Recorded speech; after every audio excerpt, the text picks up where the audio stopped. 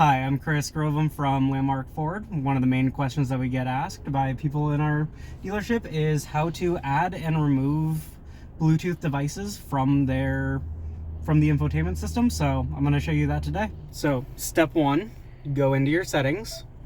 From there, you're just going to hit Bluetooth right there.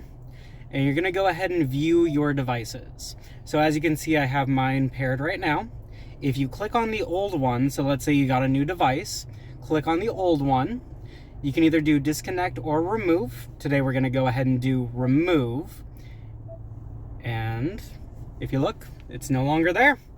Okay, so to go through and repair your device, you're going to go into the settings of your phone, go to connections, Bluetooth, and on the infotainment system, go to settings, Bluetooth as well, add a Bluetooth device. Search for your vehicle on your device and select it once it is found.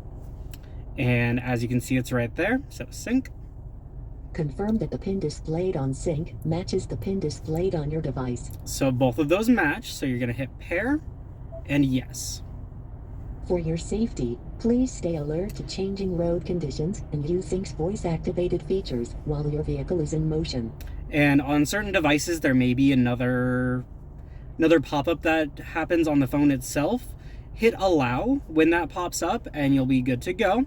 This allows you to download all your contacts to the infotainment system. That makes it a lot easier for making calls and sending text messages using the voice recognition in the car itself.